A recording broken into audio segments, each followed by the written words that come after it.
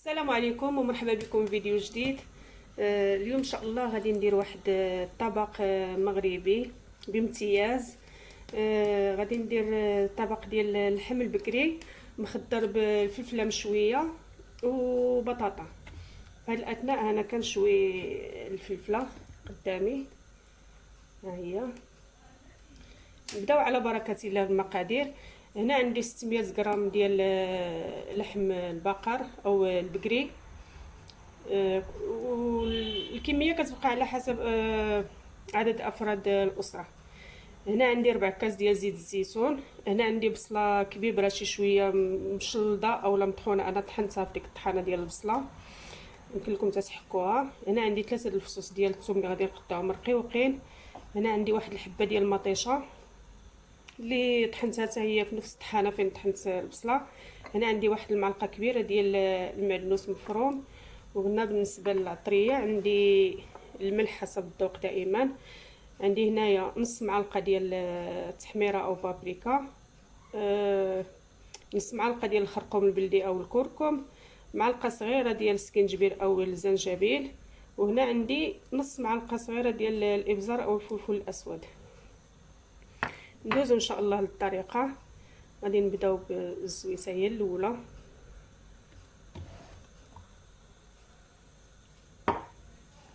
غادي ندير هاد البصيله، هاد الثومه هادي غادي نقطعها رقيقه.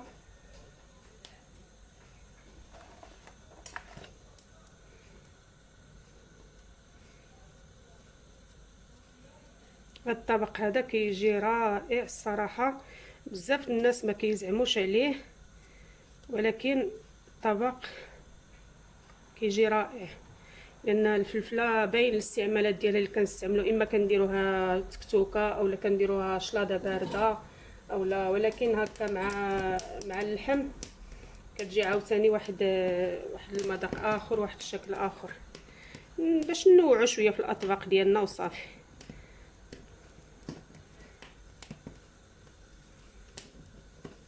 المهم انا هذا الطبق حتى هو من بين الاطباق اللي كنقول لكم انا كنجرب وكنعاود عاد كنزل في القناه، يعني طبق اللي كيجي لذيذ بزاف. نديرو البصله ديالنا تشحر،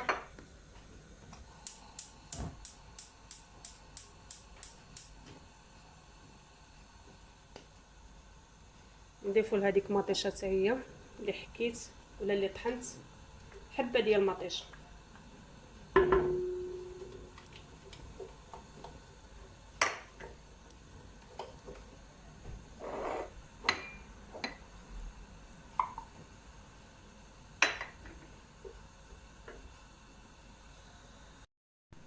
نضيفو هاد الطريفات ديال اللحم حتى هما،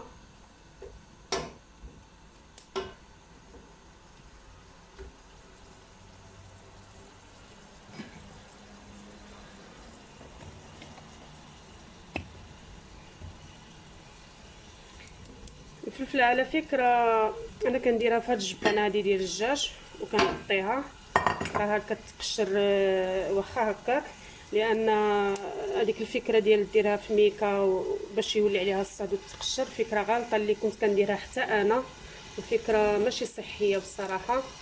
ومنين عرفت بان ماشي صحيه وليت كنديرها هكا في سكيره ديال الدجاج وكنغطي عليها. شو راه كتعرق واخا هكاك، يعني راه غيولي عليها داك الصهد وغادي تقشر معنا بسرعه. المهم كديرها في واحد الحاجه اللي هي صحيه ماشي بحال البلاستيك.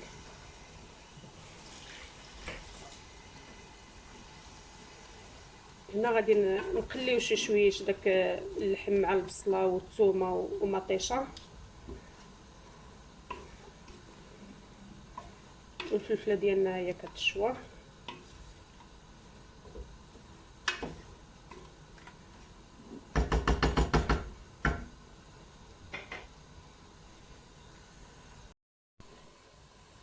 هي الفلفله ديالنا ساليناها بشويه،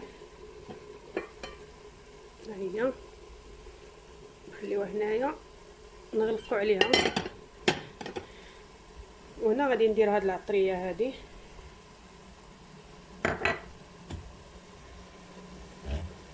ندير لها طريه، والمعدنوس نخليه حتى نمرق ونبغي نسد عاد نديرو باش ما كيتسحق ليناش.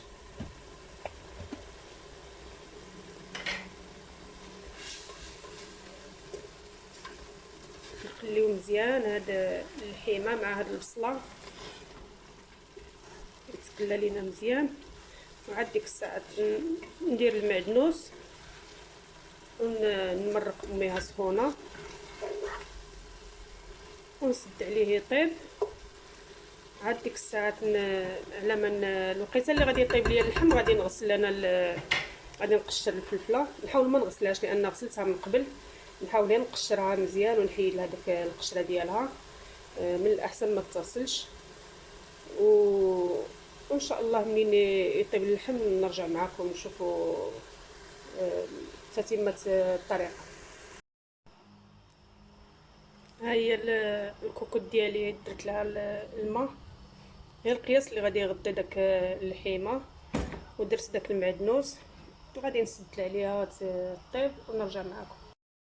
بغيتكم غير تشوفوا معايا الطريقه ديال الفلفله. عارفه بان كلشي كيعرف ينقي الفلفله، ولكن شوفوا بان راه واخا ما درناهاش شميكه، ها هي القشره ديالها كتقيد بكل سهوله.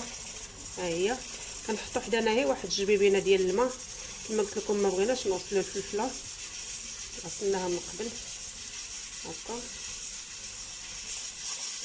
بسهوله.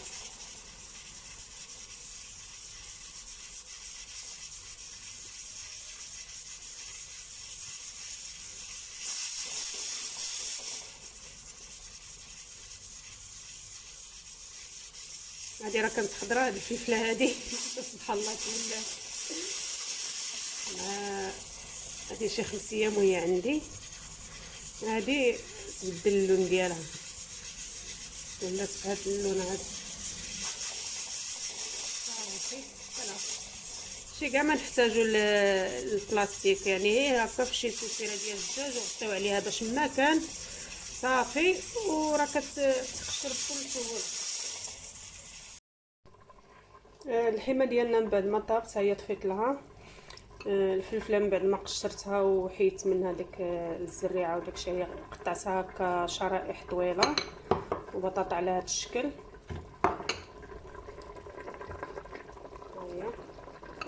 المهم اللحم راه طاب، ندخلو الطياب غادي نزيدو هاد البطاطا هادي، ها هي قطعتها وغسلتها، وهاد الفلفله، وغادي نسدو عليها عاوتاني تطيب هي شويه لان الفلفله راه ديجا مشويه، هي باش الوقت اللي غطيب فيه البطاطا وصافي. البطاطا راه غاديه كطيب.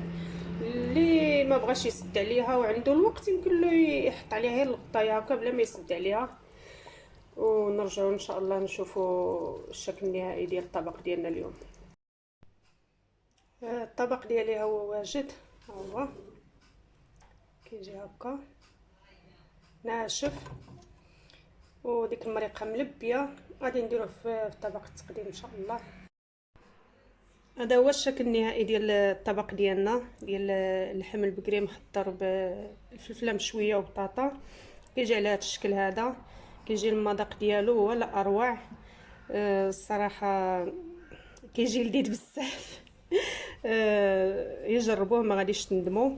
نتمنى الطبق ديال هذا النهار وهذا الفيديو ديال هذا النهار ينال اعجابكم. الى عجبكم ما تنساونيش من الدعم بحال ديما، والى فيديو قادم باذن الله. السلام عليكم ورحمه الله وبركاته.